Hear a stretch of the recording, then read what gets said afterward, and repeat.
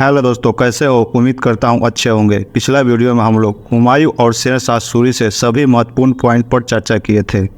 यदि पिछला वीडियो नहीं देखे हैं तो डिस्क्रिप्शन बॉक्स में प्ले लिस्ट का लिंक दिया गया है, वहाँ से जाकर देख लीजिए।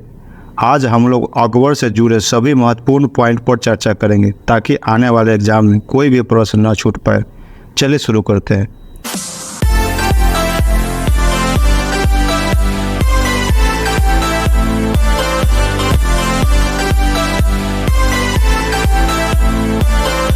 जी हाँ दोस्तों, जो अकबर का जो शासनकाल था वो था 1556 ईस्वी से लेकर 1605 ईस्वी तक था। इसको ध्यान दीजिएगा। हुमायूं के बाद अकबर शासक बना था, तो इसको भी ध्यान दीजिएगा कि हुमायूं के बाद अकबर शासक बना था। पूरा नाम था वो था जलालुद्दीन मोहम्मद अकबर था। तो इसको भी याद रखिएगा कि कभी कभी एग्जाम में पूछ देता है कि अकबर का पूरा नाम क्या है, तो जलालुद्दीन मोहम्मद अकबर। और अकबर के पिता का नाम हुमायूं था और माता का नाम हमीदा बानो बेगम था। तो इसको भी ध्यान दीजिएगा। जो अकबर का राज्य अभिषेक हुआ वह हुआ 1556 ईस्वी में कालानौर और पंजाब में हुआ था। जी हाँ दोस्तों, कालानौर के किले में 1556 ईस्वी में अकबर का राज्य अभिषेक हुआ था, मतलब राजा बने थे। जो अकबर के संरक्षक हुए वो थे बैरम खां। जी हाँ दोस्तों, जब अकबर 14 साल के थे तब उनके पिता हुमायूं की मृत्यु हो गया, तो उसके बाद से जो देखभाल अकबर का वो बैरम खान ने किया था।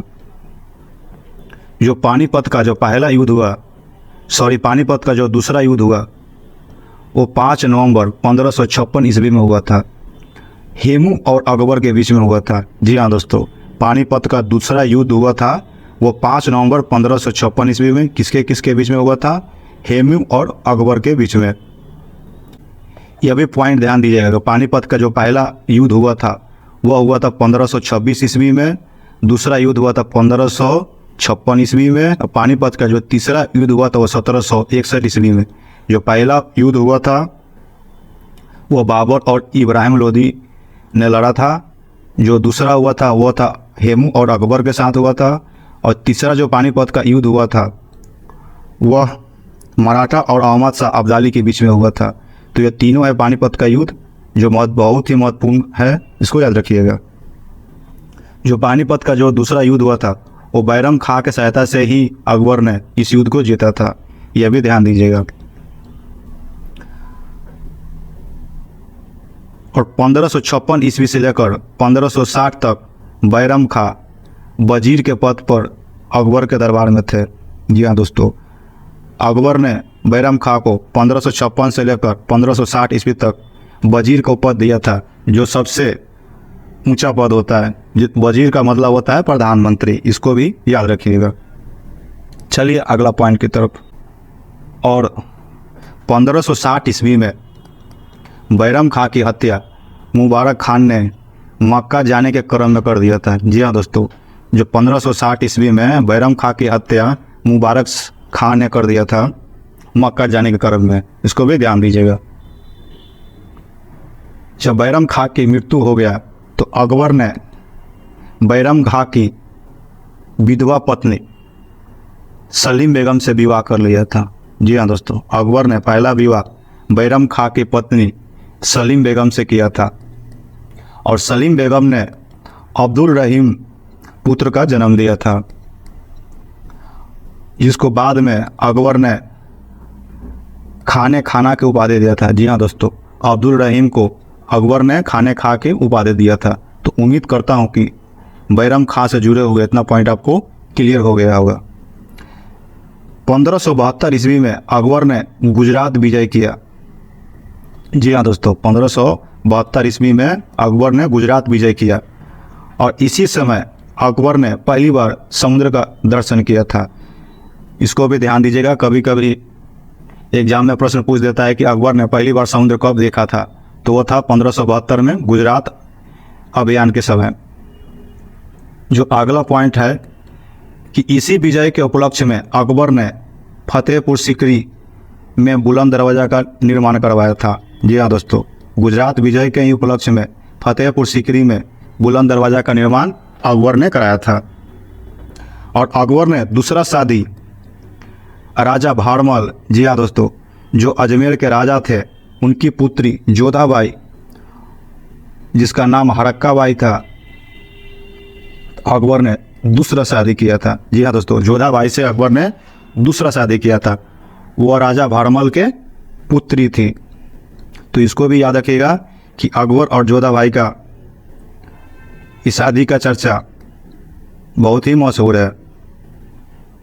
जो अगला पॉइंट है, 1576 ईस्वी में हल्दी घाटी का युद्ध हुआ। जी हाँ दोस्तों, 1576 ईस्वी में हल्दी घाटी का युद्ध हुआ, जिसमें अकबर के सेनापति मान सिंह और महाराणा प्रताप के बीच में हुआ था। जी हाँ दोस्तों, महाराणा प्रताप मेवाड़ के राजा थे जो बहुत ही शक्तिशाली थे।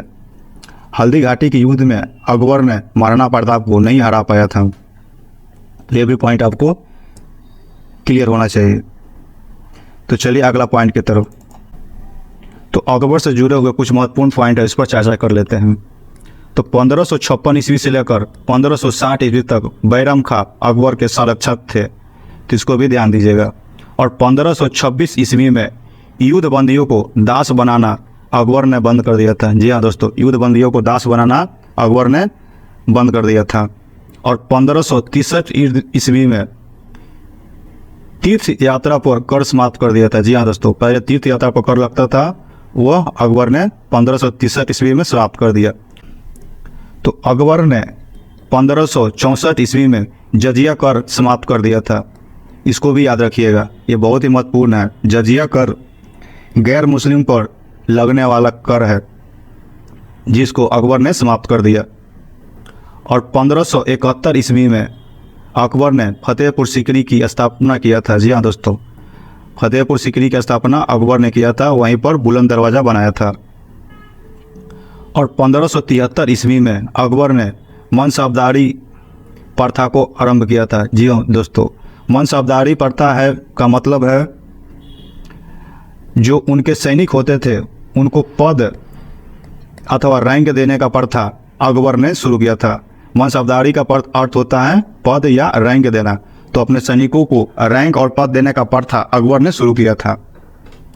और 1581 ईस्वी में अकबर ने दीन-ए-इलाही नए धर्म को चलाया था। जी हाँ दोस्तों, ये दीन-ए-इलाही एक नया धर्म था जो हिंदू, मुस्लिम, पारसी और अन्य धर्मों को विचारों को मिलाकर नया धर्म बनाया था अकबर ने, उसको चलाया था। तो दीन-ए-इलाही किसने चलाया था? तो अकबर ने। और 1582 ईस्वी में टोडरमल द्वारा 10 साल प्रणाली प्रारंभ किया था। जी हाँ दोस्तों, 10 साल प्रणाली यह कृषि मापने का एक मेजरमेंट था जिसका आरंभ टोडरमल ने किया था। तो उम्मीद करता हूँ इतना पॉइंट आपको क्लियर हो गया होगा। जो अगला पॉइंट है, अकबर की मृत्यु 1605 ईस्वी में हुआ था। जब मृत्यु हुआ तो अकबर को आगरा के सिकंदरा में दफनाया गया था। तो यह भी महत्वपूर्ण पॉइंट है, इसको याद रखिएगा कि अकबर को कहाँ दफनाया गया था, तो आगरा के सिकंदरा में दफनाया गया था। और अकबर एक अनपढ़ शासक था, अकबर पढ़ा लिखा नहीं था और अकबर को नगरा बजाना पसंद था। तो यह महत्वपूर्ण पॉइंट आपको याद रखिएगा। चलिए आगे तरफ देखते हैं। चलिए जानते हैं अकबर के दरबार में जो 9 रत्न रहते थे उनके बारे में। जो पहला रत्न थे वो थे बीरबल। जी हाँ दोस्तों, बीरबल का बचपन का नाम था महेश दास। बीरबल का बचपन का जो नाम था वो था महेश दास। यह बहुत ही महत्वपूर्ण पॉइंट है, इसको याद रखिएगा। एग्जाम में बार बार पूछता है कि बीरबल का बचपन का क्या नाम था, तो महेश दास। और अकबर ने बीरबल को कविराज की उपाधि दिया था। जब अकबर ने दीन-ए-इलाही नया धर्म चलाया था तब तो उसको अपनाने वाला एकमात्र हिंदू थे बीरबल। तो इसको भी ध्यान दीजिएगा, यह भी महत्वपूर्ण पॉइंट है कि दीन-ए-इलाही अपनाने वाला पहला हिंदू कौन थे, तो बीरबल। और दूसरा नवरत्न थे वो थे तानसेन। तानसेन एक संगीतकार था, तो इसको भी ध्यान दीजिएगा। अब्दुल रहीम खाना, जी हाँ दोस्तों, अब्दुल रहीम खाना ये कवि और साहित्यकार थे। जो अगला महत्वपूर्ण नवरत्न हुए वह हुए अबुल फजल। जी हाँ दोस्तों, यह इतिहासकार थे जिन्होंने अकबर की जीवनी आईने अकबरी, जिसको अकबरनामा के नाम से जानते हैं, पुस्तक की रचना किया था। जी हाँ दोस्तों, आईने अकबरी यानी अकबरनामा की रचना किसने किया था? अबुल फजल ने। आईने अकबरी क्या था? तो अकबर के बारे में जानकारी था, मतलब जीवनी था उनका। जो अगला नवरत्न हुए वह हुए मान सिंह। जी हाँ दोस्तों, मान सिंह अकबर के सेनापति हुए। जो अगला नवरत्न था वह थे फौजी। जी हाँ दोस्तों, फौजी एक कवि था। तो फौजी कौन था?